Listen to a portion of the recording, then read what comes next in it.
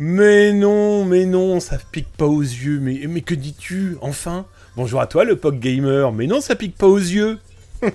Ou presque pas. C'est pour que tu sois sous l'emprise de Zataz et de la cyber-émission tous les soirs de 19h30. En tout cas, merci encore à toi, Santo le Best. J'ai pas eu le temps de saluer tout le monde. J'ai vu que Zaza et Lisa, merci pour ton follow. J'ai vu Serknovski, merci pour ton follow. J'ai vu Flove GF, merci pour ton follow. Et donc encore un énorme bisou sur ton front, Santo le Best. 173 personnes venues de chez toi. Eh bien écoute, j'espère que ton live s'est bien passé. Mais ça, j'en ai aucun doute. Et nous, on attaque le nôtre. On a perdu 2 épileptiques sur l'intro. Mais non, Mew, en tout cas, j'ai vu que tu as bien bougé la tête. Miaou. Bref, bonsoir à toi, Galad. Welcome, installe-toi tranquillement. Allez, on attaque les actualités, les amis. Eh bien, la première, elle est complètement folle. On aurait pu se dire que ça allait pas revenir. Jamais on reverrait ce genre de problématique.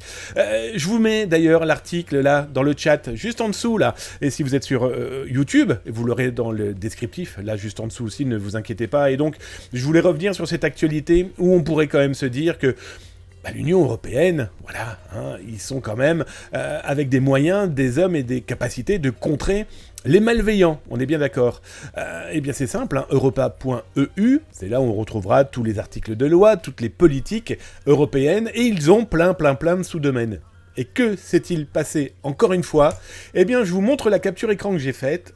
Pendant des matchs de foot, donc, et entre autres, par exemple, pendant la Coupe du Monde de football féminin, mais aussi pendant le tennis, mais aussi pendant le Tour de France, eh bien, des malveillants ont trouvé le moyen d'infiltrer des espaces appartenant à l'Union européenne et la Commission européenne. Et ce qui est complètement fou, c'est que ça se voit comme un gros bouton sur le nez.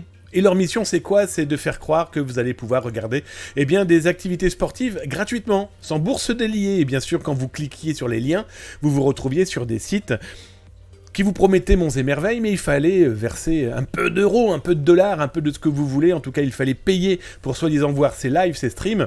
Bon, bien sûr, vous l'aurez compris, c'était de la collecte de données bancaires. Ça, il n'y avait pas photo. Mais ce qui est complètement fou, c'est de se dire que c'était quand même pas sur n'importe quel site. Et en plus, c'est pas la première fois, vous le reverrez d'ailleurs dans l'article que je vous ai mis en ligne, 2018, 2019, 2020, 2021, 2022, bref, il y en a quasiment tous les ans.